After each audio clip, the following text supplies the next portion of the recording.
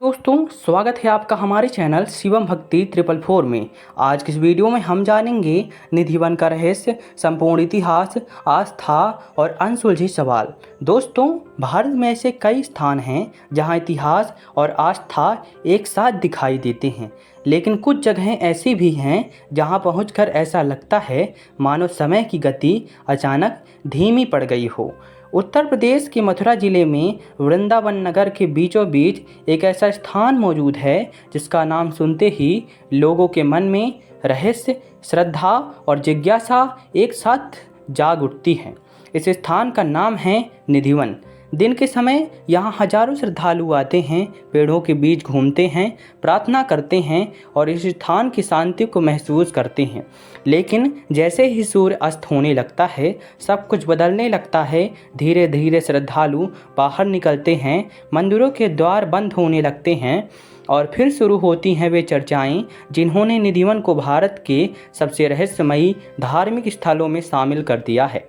लेकिन क्या निधिवन केवल रहस्य है या इसके पीछे सदियों पुराना इतिहास भी छिपा हुआ है? आज के इस डॉक्यूमेंट्री में हम जानेंगे निधिवन का इतिहास, स्वामी हरिदास की कहानी, वृंदावन का विकास, यहाँ के रहस्यमय पेड़ और उन मान्यताओं को जो सदियों से लोगों के विश्वास का हिस्सा बनी हुई हैं।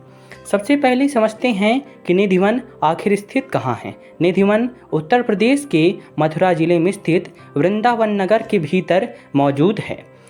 यह वही वृंदावन है जिसे भगवान श्री कृष्ण की लीलाओं की भूमि माना जाता है। यमुना नदी के किनारे फैला यह क्षेत्र हजारों वर्षों से भारतीय संस्कृति और भक्ति का महत्वपूर्ण केंद्र रहा है। पहली बार यहाँ आने वाला व्यक्ति अक्सर एक बात से हैरान रह जाता है।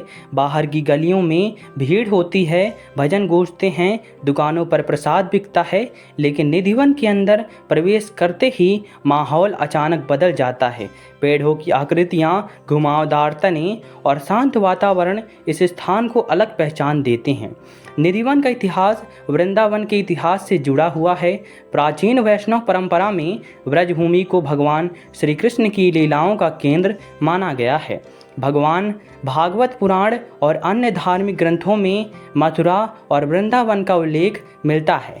इसी कारण यह क्षेत्र सदियों से श्रद्धा का केंद्र बना हुआ है। इतिहासकारों के अनुसार समय के साथ वृंदावन का बड़ा हिस्सा जंगलों से ढक गया था। कई प्राचीन तीर्थ स्थल लोगों की स्मृति से लगभग ओझल हो गए थे, लेकिन 15वीं और 16वीं शताब्दी में भक्ति आंदोलन के प्रभाव ने पूरे क्षेत्र को नया जीवन दिया। इसी दौर में महान वैष्णव संत श्री चैतन्य महाप्रभु वृंदावन पहुँचे। उन्होंने लोगों का ध्यान फिर से इस पवित्र भूमि की ओर आकर्षित किया। उनके अनुयायियों और अन्य संतों ने पुराने धार्मिक स्थलों की पहचान और संरक्षण का कार्य शुरू किया और यहीं से वृंदावन फिर एक बार भक्ति का केंद्र बनने लगा। निधिवन के इतिहास में एक और नाम अत्यंत महत्वपूर्ण माना जाता है, स्वामी हरिदास। स्वामी हरिदास केवल संत ही नहीं बल्कि महान संगीतज्ञ भी थे। उन्हें प्रसिद्ध संगीतकार तानसेन का गुरु माना जाता है। उन्होंने अपना जीवन कृष्ण भक्ति को समर्पित कर दिया था। उनकी साधना और भक्ति ने निधिवन को नई पहचान दी।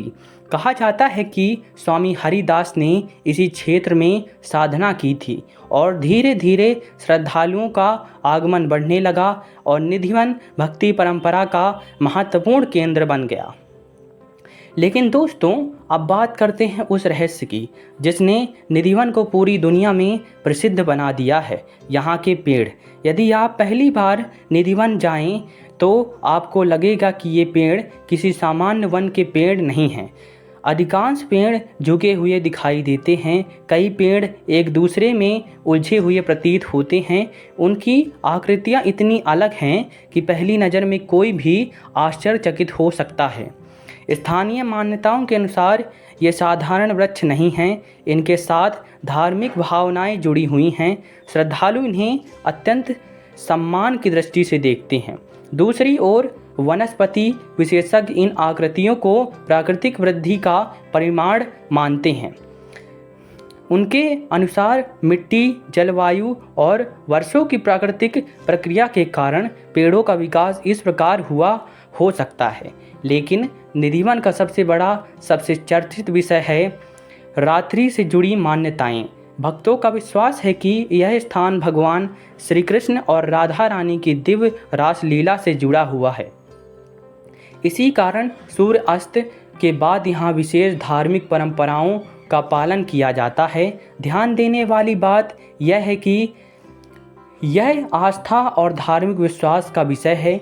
इन मान्यताओं के समर्थन में कोई स्थापित वैज्ञानिक प्रमाण उपलब्ध नहीं है, लेकिन श्रद्धालुओं के लिए विश्वास ही सबसे बड़ा प्रमाण होता है।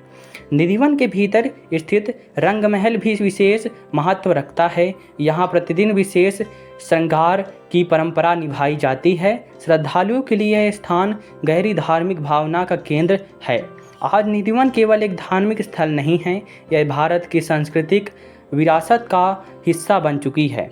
हर वर्ष लाखों श्रद्धालु और पर्यटक यहाँ आते हैं, कुछ इतिहास जानने, कुछ संस्कृति समझने और कुछ केवल श्रद्धा के कारण।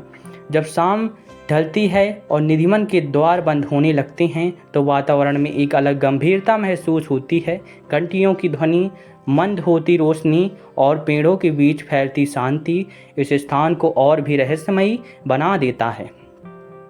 शायद यही कारण है कि सदियों बाद भी निधिवन लोगों को अपनी ओर आकर्षित करता है, क्योंकि यह केवल एक वन नहीं है, यह इतिहास भी है, भक्ति भी है, संस्कृति भी है और आस्था भी। और शायद यही निधिवन का सबसे बड़ा रहस्य है। धन्यवाद। अगर आपको ऐसी रहस्यमयी और ऐतिहासिक डॉक्यूमेंट्री पसंद हैं तो चैनल को सब्सक्राइब करना ना भूलें। फिर मिलेंगे एक और अनसुनी कहानी के साथ।